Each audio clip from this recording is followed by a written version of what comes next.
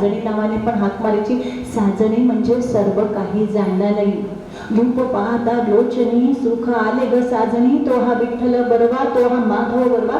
त्याच्यामध्ये जो अभंगात साजणी ज्ञानेश्वरांनी लिहिलंय, मुक्ताबाईंना म्हणूनच ते गाणं लिहिलंय, ते पण खूप मोठी स्टोरी आहे. पण ह्या म्हणजे साजण म्हणजे सर्व काही जाणं.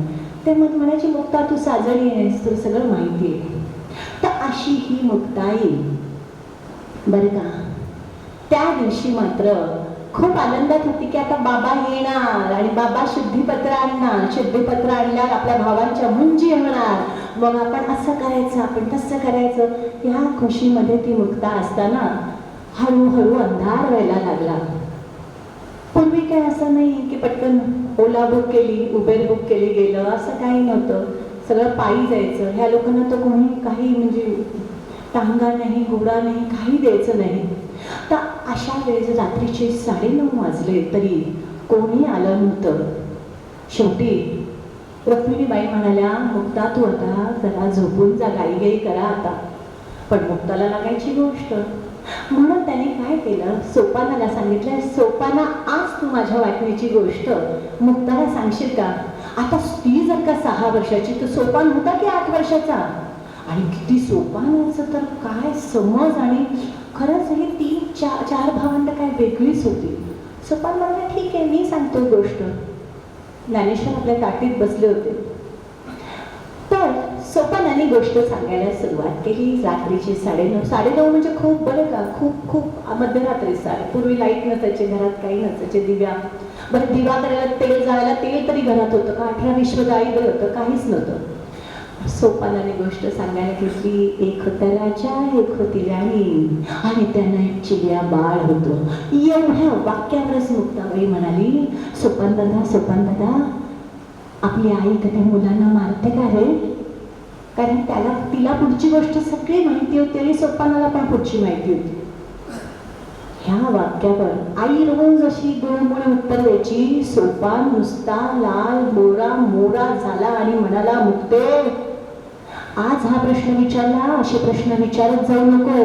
आई आपल्या मुलासाठी काहीही करू शकते. जेव्हा आईला कळतं की ह्याच्यामध्ये आपल्या मुलाचं हित आहे, ही गोष्ट केली तर आपल्या मुलाचं पुढं भलं होईल, तर ती आई आपल्या मुलासाठी काही करू शकते.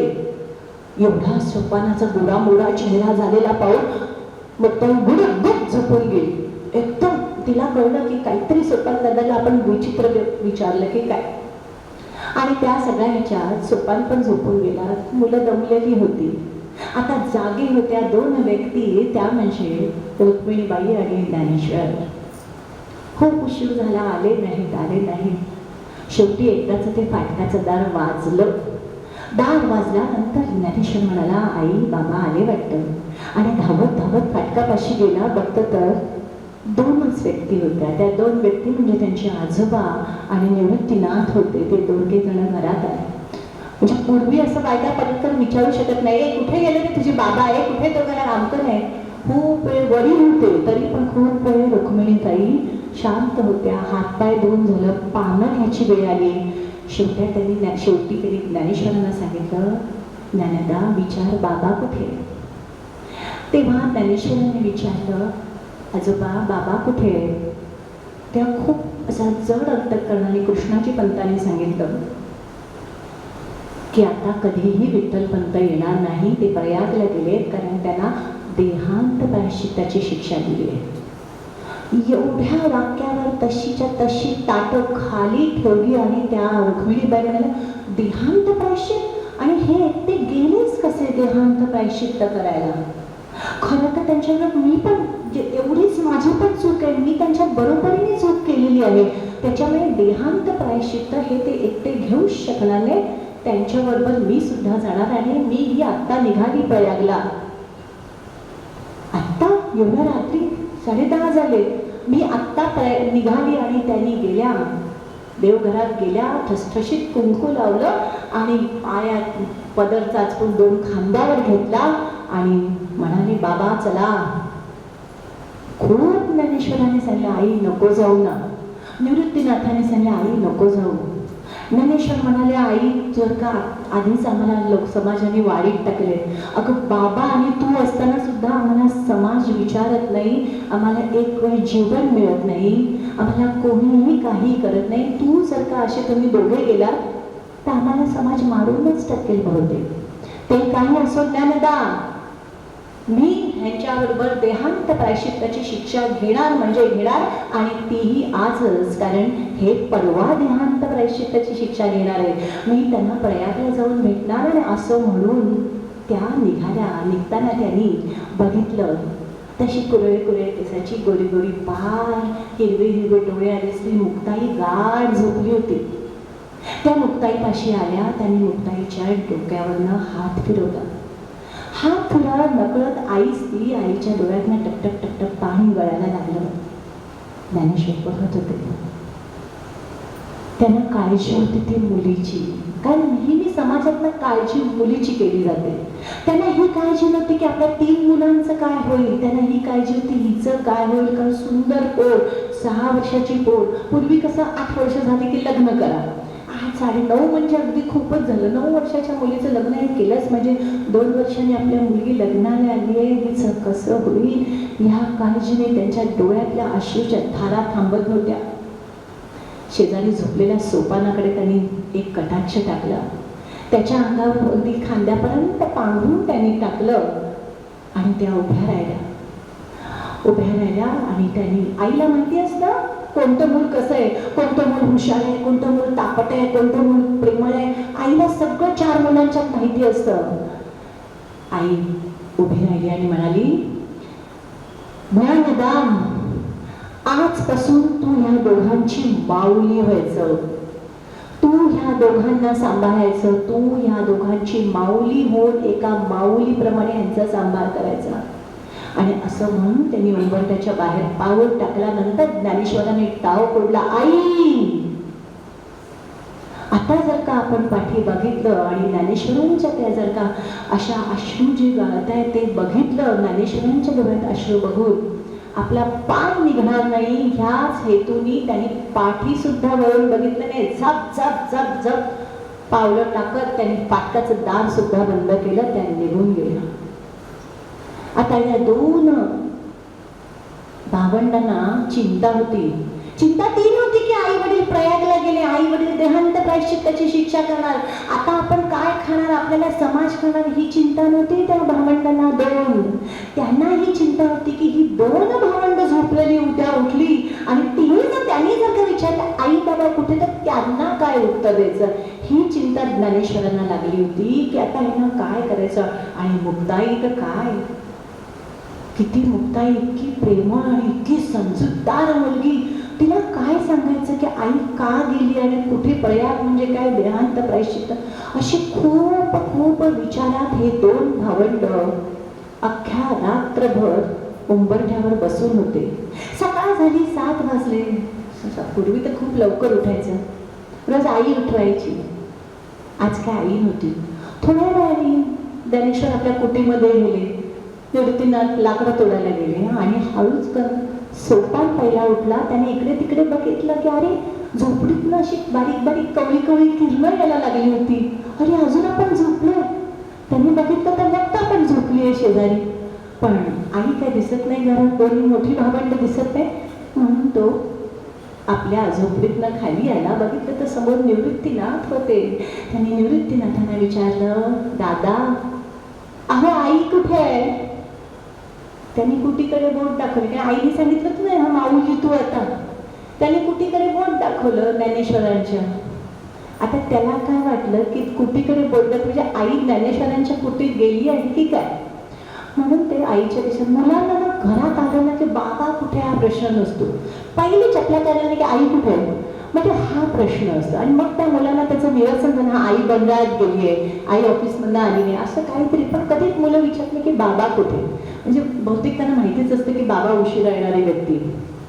तसं त्याने उठलं आणि तो ज्ञानेश्वरांच्या कुटीकडे गेला आणि तिकडे ध्यानस्थ बसलेले ज्ञानेश्वर मुद्रा घालून होते आणि हरिपाठ म्हणत होते. हरिपाठ म्हणत असताना त्यांनी विचारलं, ज्ञानदा आई कुठे आहे रे. ज्ञानेश्वरांनी डोळे उघडले आणि फक्त एवढंच म्हटलं, जे वाक्य त्यांनी काल म्हटलं होतं ना तेच त्यांना वाक्य म्हटलं. अरे सोपाना, ज्या प्रश्नाची उत्तरं तुला माहिती आहेत ना, असे प्रश्न मला परत विचारायचे नाही.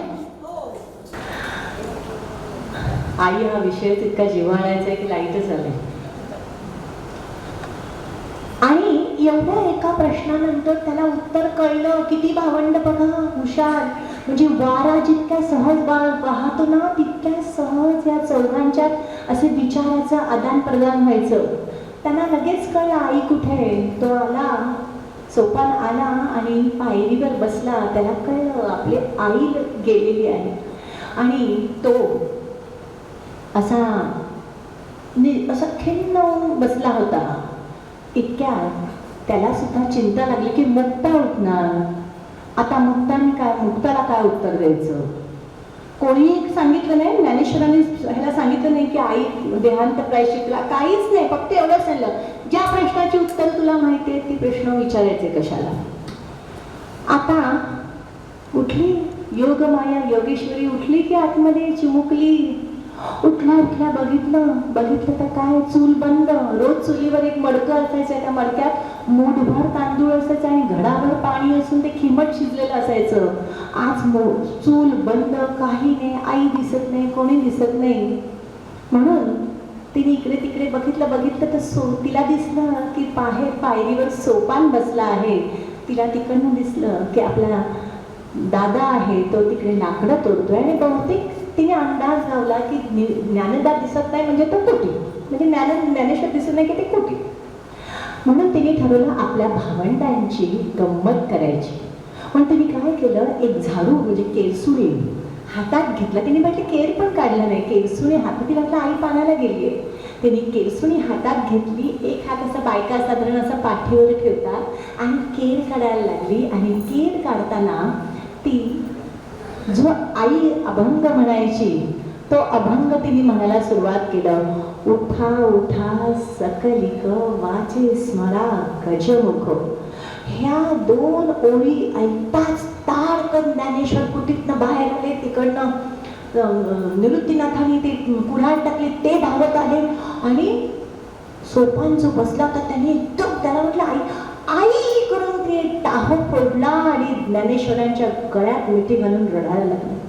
आता उठा उठा सकलिक वाचेच मला गजमुख, एवढ्या एका वाक्यावर मुक्ताईला कळलंच नाही की आपण असं काय बोललो.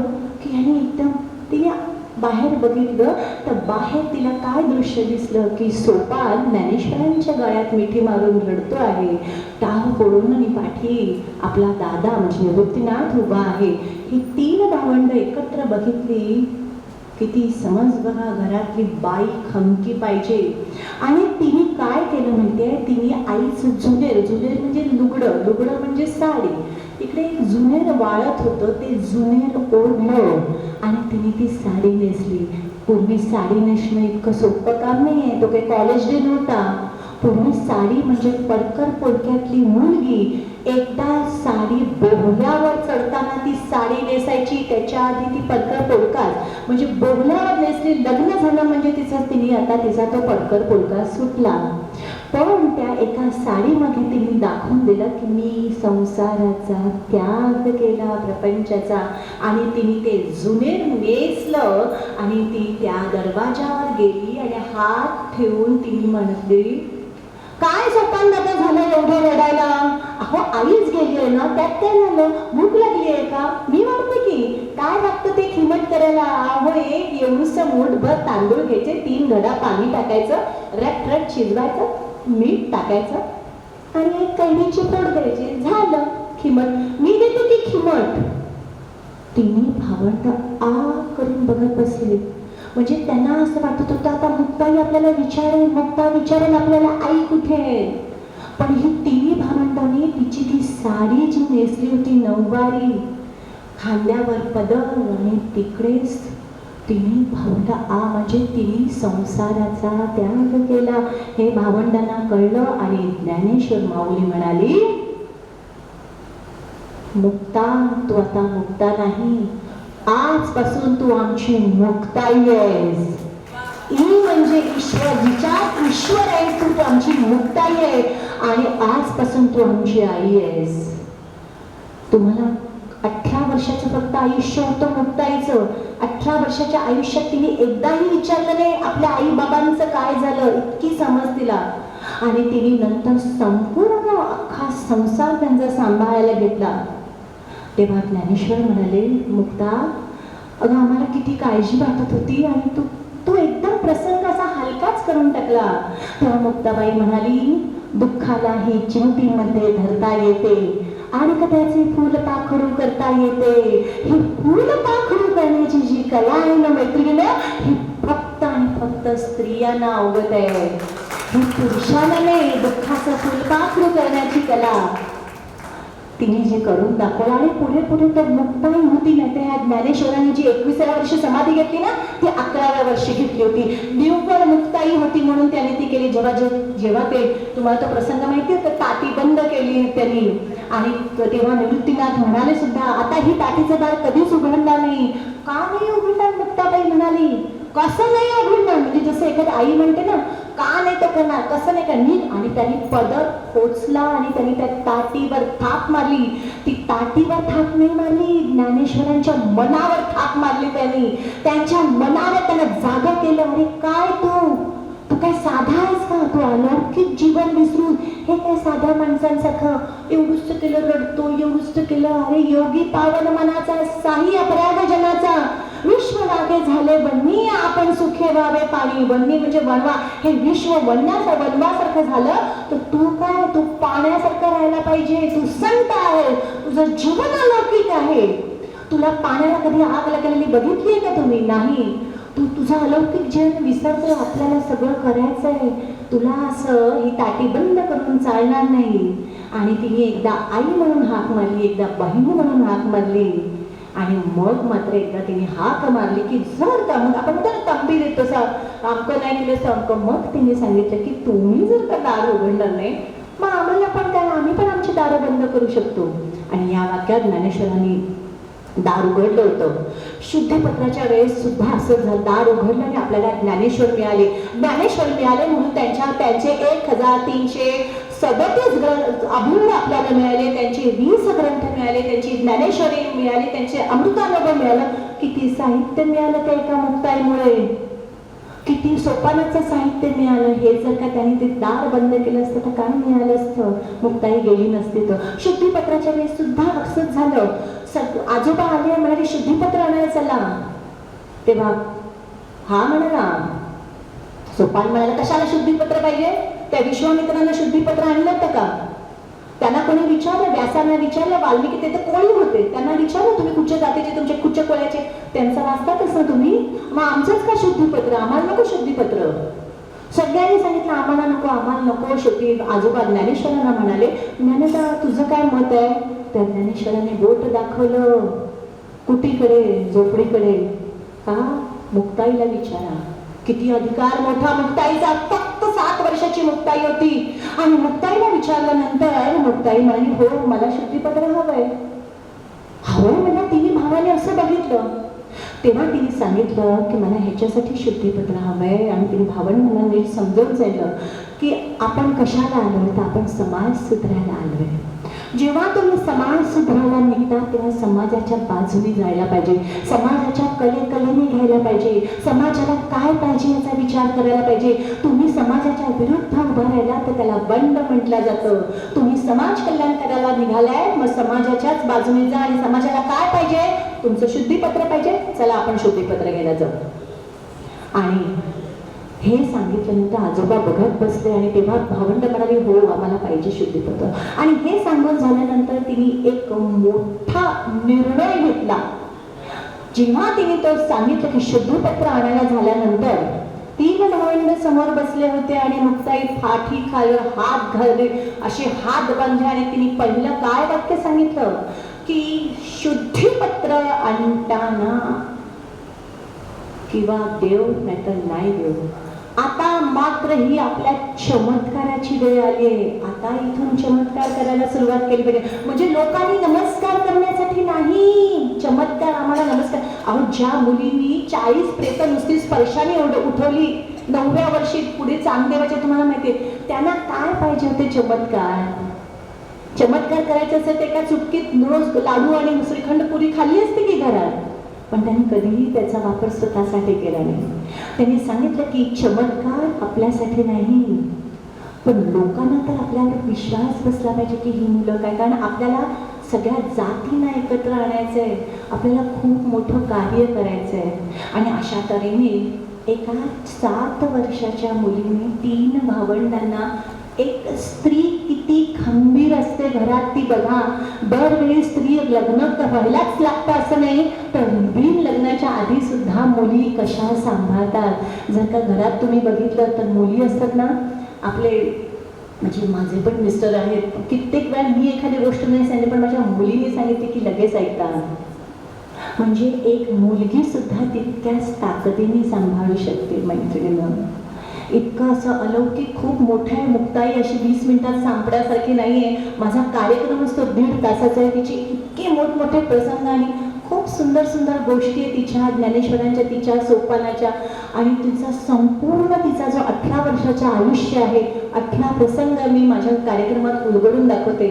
पण इथे आज आपल्याला फक्त एवढंच 1-2 हाच प्रसंग मी सांगणार होते, पण फक्त हेच सांगता येईल की स्त्रियांवर जो तुम्ही हा विषय दिला होता तो अगदी योग्य दिला होता की स्त्री काय करू शकते आणि स्त्रीने काय केलेलं आहे. आपला इतिहास जर का बघितला तर दरवेळेस खूप मोठा आहे. खरंच एकदा या सगळ्या आपल्या पुराणातील आणि सगळ्या इतिहासातील स्त्रियांसाठी एकदा जोरदार टाळ्या.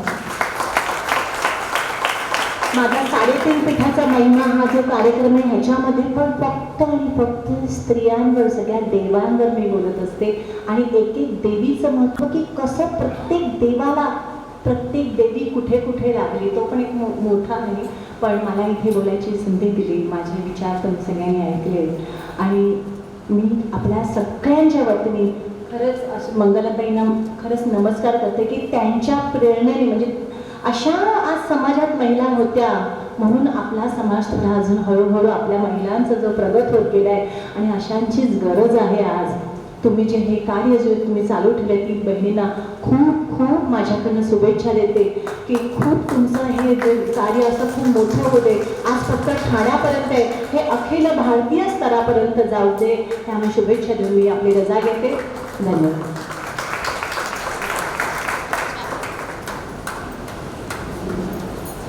खूप धन्यवाद प्राचीताई.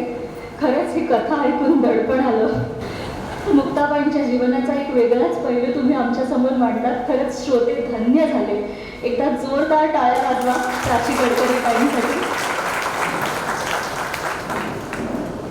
आणि प्राचीताई, ह्या कथेद्वारे तुम्ही आमचे जे 2 विषय होते स्पर्धेचे त्यांनाही संपूर्णपणे न्याय दिला. खरंच तुमचे खूप खूप आभार.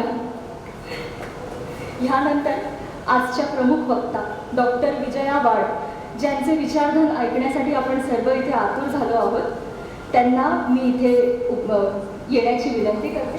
माईक बसून बोललं तर चालेल. गोड बोलली नाही मुलगी, कौतुक वाटतं. आज तुम्हा तिघी बहिणींचं खूप खूप अभिनंदन. साडी बिडी पण छान, चांगलं बोलली आणि छान. आपल्या आईसाठी जेव्हा 3 मुली एकत्र येतात आणि तिची मुलगी जेव्हा इतकं सुंदर निवेदन करते तेव्हा कौतुकाने मन भरून येतं. मृदुलाला पहिल्यांदा असं वाटत होतं की गर्दी कमी आहे, पण अगं हे सगळे दर्दी आहेत. तर त्यामुळे गर्दीपेक्षा दर्दी आपल्या समोर असणं खूप महत्त्वाचं आहे, नाही का? तर मी बघितलं आता दत्तचित्त होऊन तुम्ही तिचं बोलणं ऐकत होतात आणि मला खूप खूप आनंद झाला. ही मुलगी इंग्लिश मीडियममध्ये शिकली आहे असं मला मृदुला म्हणाली, पण तू उत्तम मराठी बोललीस आणि असंच सुंदर मराठीचा प्रचार करीत राहा.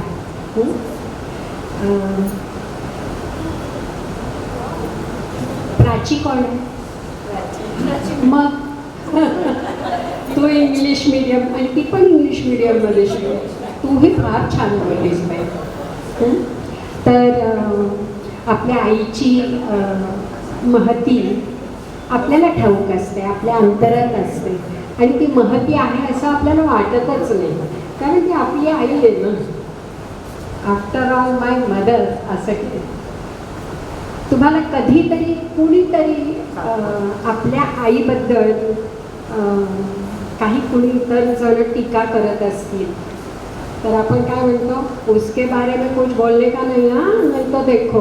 म्हणजे अगदी फाटक्या अंगाचा मुलगा सुद्धा हे म्हणतो, त्याला भीती वाटत नाही समोरच्याची, कारण आई.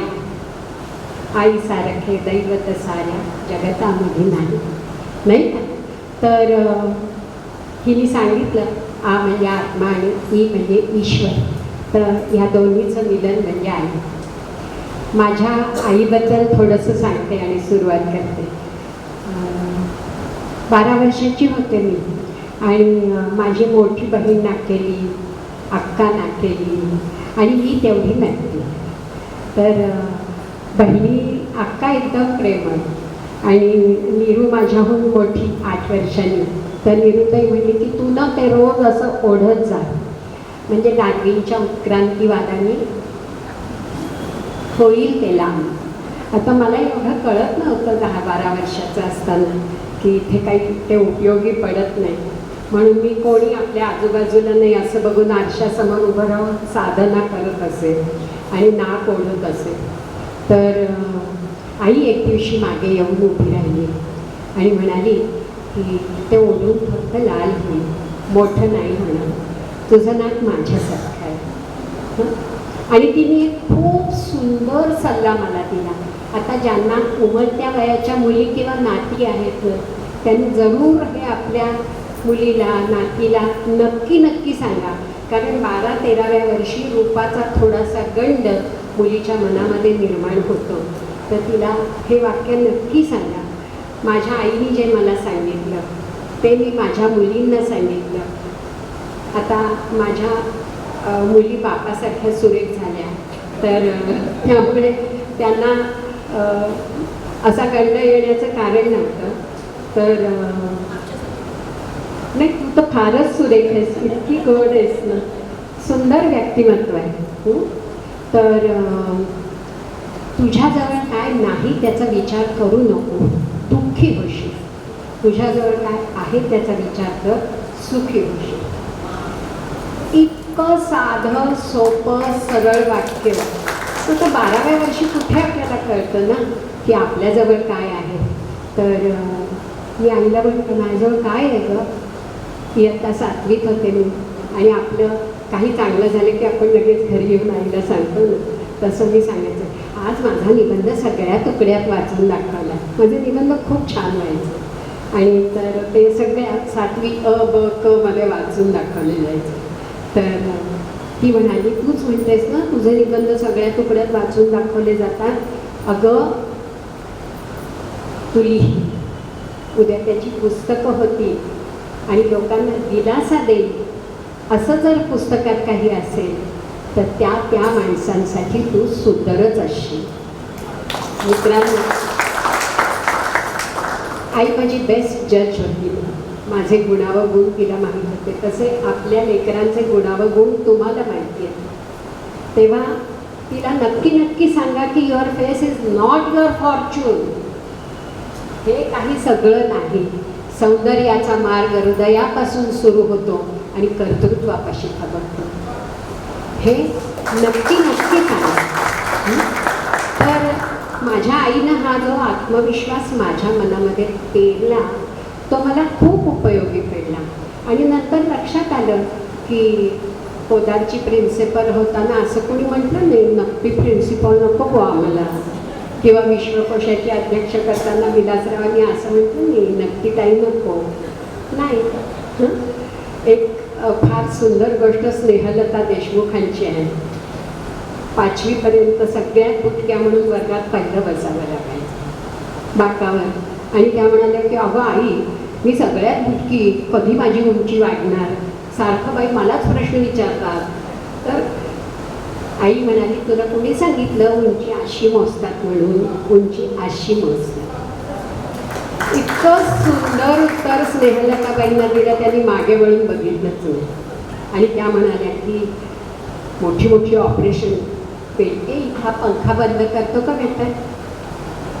मला ना थंडी वाजायला लागली तर तो लागतो. तर हां, AC पण आहे, पंखा पण आहे, त्यामुळे सुद्धा होत असेल. तर स्नेहलताबाईंची उंची फारशी वाढली नाही, तर त्या म्हणाल्या की मला जराही कॉम्प्लेक्स राहिला नव्हता. मी लगेच सांगितलं, मोठी मोठी ऑपरेशन्स करायच्या. पेडियाट्रिक सर्जन होत्या. पेडियाट्रिक सर्जनला तर ते छोटंसं बाळ, त्याचं ऑपरेशन करायचं. तेव्हा त्या म्हणायच्या, bring the table over there. म्हणजे ऑपरेशन टेबल उंच असलं तरी बाई टेबलवर राहून शस्त्रक्रिया करायच्या. तर हा जो आत्मविश्वास आहे, पुरून उरणारा आत्मविश्वास कोण देतं? तर आई. तो आत्मविश्वास या तिघींना त्यांच्या आईनं दिला, म्हणून आज हा कार्यक्रम इथे घडतो आहे.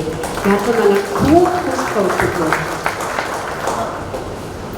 आता मला 2 मुली झाल्या. प्राजक्ता पहिलीचं नाव ठेवलं आणि मग दुसरी पण मुलगी झाली. आणि मी म्हटलं तर आपल्या लवकर लवकर मुलं होऊन जाऊ देत, म्हणजे मग मला करिअर करायची. जणू काही मुली पोटातून बाहेर काढलं की संपलं. नंतरच किती कटकट असते ते आई झाल्याशिवाय कळत नाही. तर दुसरी मुलगी 14 महिन्यांनी झाली. तिचं नाव निशिगंधा ठेवलं. मी म्हटलं आता मुलगा बिलगा हवा असेल तर तिसरा चान्स आत्ताच घ्यायचा, 25च्या आधी. तेव्हा मला माझे यजमान म्हणाले की नको, आपण आता थांबूया. पण बारशाला माझी एक मैत्रीण आली होती. ती म्हणली, आता प्राजक्ता, निशिगंधा, आता तुला तिसरा मुलगा झाला की त्याचं नाव झेंडू ठेव. तर माझे यजमान म्हणाले, आता झेंडू, गुलाब, मोगरा, तिला काय म्हणायचं असेल ते सगळं ती मलाच म्हणेल, आम्हाला तिसरा मुलगा नको. पण मी तुम्हाला खरंच सांगते, तिथे जर कुणाला मुली असल्यानं जराही वाईट वाटून घेऊ नका. कारण मुलगा वंशाचा दिवा असेल तर मुलगी ही वंशाची प्राणज्योत आहे. आणि या तिघी मुलींनी हे सिद्ध करून दाखवलं आहे ना की आपल्या, आणि ही पण मुलगी कशी छान उभी राहिली, सुंदर बोलली. मला खूप कौतुक वाटलं तुझं. तर आपल्या आईची आठवण जागवणं हा आजचा खरा तर मुख्य हेतू आहे. आणि प्रत्येक घरात आई सगळं जिव्हाळ्याने करत असते, नाही का? मी तुम्हाला एक प्रसंग सांगते हां, की माझी मुलगी प्राजक्ता जेव्हा पहिल्यांदा पहिलं मूल झालं, तर तेव्हा मी न्यूयॉर्कला गेले होते. कारण त्याचा जन्म न्यूयॉर्कला झाला बाळाचा. तर प्राजक्ता सर्जन, तिचा नवरा MD. कुठलं तरी मला खूप थंडी वाजते. तर न्यूयॉर्कला होतो आम्ही, आणि न्यूयॉर्कला पण अशीच थंडी, खूप थंडी. तर तुला पण वाजते? नाही वाजत. हां, तर मी सांगत होते ना तुम्हाला, तर बाळ झालं, ओजस नाव ठेवलं. आणि ओजसनं दुसऱ्या दिवसापासून शीत रक्त पडायला लागलं. आता आपल्या बाळाला काही झालं तर इतकं वाटत नाही, इतकं नातवात झाल्यावर वाटतं. खरं की नाही? नातवाची फार चिंता वाटते. तर मी म्हटलं की तुम्ही ना त्याला एका चांगल्या डॉक्टरला दाखवा. किती चुकीचं होतं माझं बोलणं, कारण माझी मुलगी MS आणि माझं जावई MD. तर आता घरात दोघं एवढे मोठे डॉक्टर असताना मी सारखी म्हणत होते की तुम्ही त्याला एका चांगल्या डॉक्टरला दाखवा. तर माझं जावई म्हणलं, ते बघू आमचं आम्ही. आता मला खूपच राग आला, कारण माझ्या नोकरीत भांडून सुट्टी घेऊन मी तिथे गेले होते की माझी मुलगी बाळंत होते आहे, तर मला तिथे जायला पाहिजे. आणि माझी प्रिन्सिपल मला सारखं म्हणत होती की अगं 4 महिन्याची सुट्टी नको घेऊ गं, कारण SSCची परीक्षा तुझ्याजवळ असते. आणि मग मला ते सगळं नियोजन दुसऱ्या कोणाला दिलं की खूप चिंता पडेल, असं ती पाचशी काय होती मी जायला म्हणून. तिचं बरोबर होतं तिच्या दृष्टीने, पण मला माझ्या मुलीकडे जायला पाहिजे होतं, कारण ती एकटी होती तिथे आणि मी तिथे गेले होते. तर मला खूपच राग आला की एवढा जीवाचा आटापिटा करून मी इथे आले आणि हा म्हणतो की ते बघू आमचं आम्ही. तर मी म्हटलं खाली जाऊ आपण आता. आणि न्यूयॉर्कला एवढी थंडी, खाली पोचली थंडी की अगदी असं होतं ना तसं व्हायला लागलं. माझे यजमान मागून आले आणि जवळ बाग होती, त्या बागेमध्ये आम्ही गेलो आणि गंगा यमुना सुरू. आणि मी म्हटलं आपण परत जायचं भारतात. ते म्हणजे परत काय जायचं? हां, मी म्हटलं हा माझा अपमान करतो असा. तर ते म्हणाले आपली मुलगी असहाय्य आहे आता. हे बरं राहू दे. हां, आपली मुलगी आता असहाय्य आहे आणि तिला आपली गरज आहे. तर तुम्ही आता हट्ट सोडा बाईसाहेब आणि घरी चला बागेतून. अपमान गिळा बरं का. तर मी म्हटलं की काही वेळेस त्याच्यातच शहाणपणा असतो आणि मी मुळेच येणार नाही आता. तर मी रागारागाने धुसफुसत माझा हात धरून ते घरीच घेऊन आले. आता तेव्हा ती अपार्टमेंटमध्ये राहत होती, आता बंगल्यात राहते. पण तेव्हा ते नवलग्न होतं. माझा जावई खाली उभा होता आणि पटकन खाली वाकला, नमस्कार केला. मी चुकलो आहे. मला खाच केवढी. मी म्हटलं हे प्राजक्तानी सांगितलं ना असं बोलायला. म्हटलं कोणी सांगितलं आणि काय फरक पडतो, मी वाकलो ना, आता चला वरती. तर आपण छोटी छोटी अशी मानापमानाची मुळं धरून बसतो घट्ट, तर ती सोडून द्या, त्याशिवाय सुखाची सतरंजी आपल्या अंगणात अंथरली जाणार नाही. एक आणखी गोष्ट सांगते. माझी म्हणजे माझं लग्न झालं होतं, 2 छोट्या छोट्या मुली होत्या आणि मी नोकरी करत होते उदयाचंद हायस्कूल, गोदरेज, विक्रवाड. राहत होतं मुलुंडला, रणजित सोसायटी. म्हणजे प्रवास चिमुकलाच होता मुलुंड भांडूप विक्रोळी. तेव्हा कांजूरमार्ग स्टेशनही नव्हतं राहत असं. आणि मुली अगदी छोट्या छोट्या होत्या, तर त्यांना सासूबाई सांभाळत होत्या. आणि शाळा 8:50 ते 5 इतकी मोठी शाळा. म्हणजे सकाळचं सेशन, दुपारचं सेशन असं नाही, खूप मोठी शाळा. म्हणजे वेळ 8 तास 10 मिनिटं. तर शाळा संपून परत यायचे मी घरी आणि सकाळी 8:16ची लोकल पकडायची. येताना 5:35 तरी व्हायचे मुलुंडपर्यंत येईपर्यंत. तर असा दिनक्रम चालू होता आणि तो खरं तर सासूच्या कृपेने चालू होता. कारण माझ्या सासऱ्यांना ते बिलकुल आवडत नव्हतं 2 आणि 3 वर्षाच्या मुली घरी ठेवून नोकरी करावी, हे त्यांना काय आवडत नव्हतं. पण माझ्या सासूबाई म्हणाल्या की तू कर नोकरी, कारण नोकरीने स्त्रीला आर्थिक स्वातंत्र्य मिळतं, जे मला मिळालं नाही आणि हा टिमकी वाजवतो असं. तर म्हणजे पैसे देताना नवरे विचारतात ना कशाला हवे आहेत, किती हवे आहेत, आणि त्या हिशोब घ्यायच्या. तर ते त्यांना आवडत नसावं म्हणून त्या म्हणजे काय वाटते ते झालं तरी तू नोकरी कर आणि तुझं आर्थिक स्वातंत्र्य टिकवून धर. तर म्हणून मी नोकरीला जात होते. पण एका शनिवारी असं झालं की आता तुम्ही पण आपल्या मुलींना कधीतरी खुल्यावर चाकरी दिली असेल तिने, कधीतरी, रोज रोज नाही. तसं मी प्राजक्ताने काहीतरी होडपणा केला असेल म्हणून चाकरी दिली. तर त्याची मोठी काठी घेऊन आलं बरं का. आणि मी म्हटलं ही काठी का तुण्याची काठी असते ती, कशाला तुम्ही ही घेऊन आला?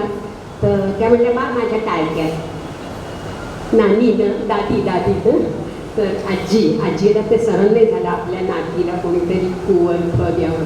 तर मी म्हटलं की म्हणजे आत्ता मी सांगते इतक्याच मऊ स्वरात म्हटलं हां की माझ्या मुलीला मी शिस्त लावायचा प्रयत्न करते आहे, तर तुम्ही त्यात कृपा करून पडू नका.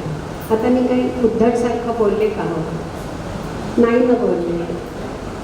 बरं पुरुषसुद्धा म्हणाले नाही. तर अशी गंमत. हां, तर त्या म्हणल्या त्या आपल्या घरी, माझ्या घरात नाही. आता मग काय करू मी, मला त्यांच्याजवळच राहावं लागणार होतं, कारण नवऱ्याने मला माझं दाखवून झालेलं लग्न होतं. तर तेव्हा त्यांनी सांगितलं होतं की माझ्या आईवडिलांना मी कधीही सोडणार नाही. म्हणजे एक वेळ तुला सोडेन असाच गर्विता असतात ना, आणि इतक्या पुसक्या कारणासाठी काही मला घरून सोडायचं नव्हतं. तर मी म्हटलं की बरं अपमान गेला. आता दुसरा दिवस उघडला, मला 8:16ची लोकल पकडायची होती. भराभरा मी चहा केला. चहा पावाचे तुकडे असं द्यावं लागतं ना नवऱ्याला. आंबे फारतात. तर तसं सगळं करून 8:16ची गाडी, 7:45 झालेले. मग मी गाळणीतला चहा, आता गाळणीत म्हणजे उकळता चहा, त्याचा चोथा किती गरम असतो ना. आणि आपली मुंबईची घरं काय एवढी मोठी मोठी नाही ना, तर बेसिकच्या खालीच बरोबर ती डस्टबिन, आणि ती आपण अंगठ्याने उघडतो ना तशी. तर मी अशी तिथे तो गरम चहाचा चोथा घेऊन उभी आणि त्या ब्रश करताय. तर त्यांनी तरी बाजूला व्हायचं ना, बाजूला नाही झाल्या, त्या अगदी दटून उभ्या राहिल्या. आता मी तेव्हा अशी बारीक होते जरा, तर त्यामुळे मी अशी सापटीतनं गेले आणि अंगठ्याने डस्टबिन उघडली. म्हणजे माझा प्रयत्न किती प्रामाणिक होता, खरं की नाही हो. तर नेमका तो चोथा त्यांच्या पायावर पडला उकळता, पण तो चुकून पडला ह्याची तुम्हा सगळ्यांना खात्री आहे. पण त्यांना नव्हती. त्या म्हणाल्या, जोरात ब्रश फेकला, पाय असा नाचवला आणि म्हणाल्या, मुद्दाम उकळत्या चहाचा चोथा माझ्या पायावर टाकला, कालचा सोडून. काल मी अपमान मिळला होता तो. आता नवऱ्याला आणि सासऱ्याला काहीच माहीत नव्हतं ना काय कालचा सूड. तर दोघं जण तिथे आले. माझे यजमान दाढी करत होते, त्यामुळे एका गालाला साबण होता आणि सासरे पेपर वाचत होते. ते म्हणाले की तुझ्यासारख्या शिकलेल्या मुलीकडून अशी अपेक्षा नव्हती. तर सासऱ्याला नाही आपण उलट बोलत ना, मी गप्प राहिले, पुन्हा अपमान गेला. पण नवरा माझा, ज्याच्यासाठी सगळं सोडून मी वाडांकडे आले होते, तर तो म्हणतो, का आईच्या पायावर चोथा टाकला उकळता, फोड आले ना पायाला. खूप राग आला. तुम्हाला पण आला असता की नाही? मग म्हणजे मी सासूच्या धाकाने आहो बिओ म्हणायचे त्यांना. पण तेव्हा माझा फ्यूज उडाला ना, मग मी एकेरीवर आले. मी म्हटलं की तुलाही असं वाटतं की मी हे मुद्दाम केलं? तर तो म्हणाला की आता गप्प झाला तो. आणि हिंदी सिनेमातल्या हिरोईनसारखा एकदम फ्यूज उडाला ना. आपल्याला राग आला की आपण काही करतो ना. मी म्हटलं चालले मी, असं म्हणून मी लगेच माझी बॅग काढली, त्याच्यामध्ये माझ्या साड्या टाकल्या. 27 वर्षाची तर होते. मुली दोघी इतक्या बारक्या होत्या, त्यांना आजीची इतकी सवय होती, त्या अशा कोपऱ्यात उभ्या होत्या घाबरून, काय चाललं आहे. आणि मग मी म्हटलं की चालले मी, माझ्या साड्या टाकल्या, मुलींचे फ्रॉक टाकले. माझा नवरा म्हणतो, मुलींचे फ्रॉक कशाला टाकते? मी म्हटलं म्हणजे काय, त्या माझ्या आहेत, मी पोटातून काढले आहेत. आता हे तर त्याला शक्यच नव्हतं ना, त्यामुळे तो गप्प बसला. माझे सासरे बघतच राहिले का चाललं आहे काय घरात. तर हे डॉक्टर, दाताचे डॉक्टर होते, तर त्यामुळे आमच्या घरात फोन होता. आणि 80 साली फोन ही नॉवेल्टी होती. तर मी लगेच दादाला फोन केला. माझा दादा तेव्हा अर्थरोड जेलचा चीफ जेलर होता. तर दादा असं झालं तसं झालं, मला नाही राहायचं इथे, तू ताबडतोब येतो. म्हटलं मी येतो, पण मी येईपर्यंत थांब, मी येईपर्यंत थांब. आता मोठा समर प्रसंग, घरातलं वातावरण तंग. तो आला तर जेलरच्या ड्रेसमध्ये, इथे 3 स्टार, तिथे 3 स्टार, कॅपवर स्टार, सगळं. आणि रणजित सोसायटी तुम्ही जर बघितली असेल तर ती अशी चाळीसारखीच आहे. सगळ्या गॅलऱ्या उघड्या, वारांकडे जेलर आला, वारांकडे जेलर आला. आणि त्यांना काय माहीत माझा भाऊ आला आहे म्हणून. तर घरी आला आणि माझ्या सासूबाई अशा बसल्या होत्या, माहेरच्या बोगटे, इकडच्या वाढ, मोऱ्या पान आणि पायावर आलेले बारीक बारीक फूल, लाल झालेला पाय. तर दादा म्हणाला, दादा बसला खाली त्या ड्रेसमध्येच आणि त्यांच्या पायावर असा हळू हात फिरवला. कोणी बरदान लावलं का?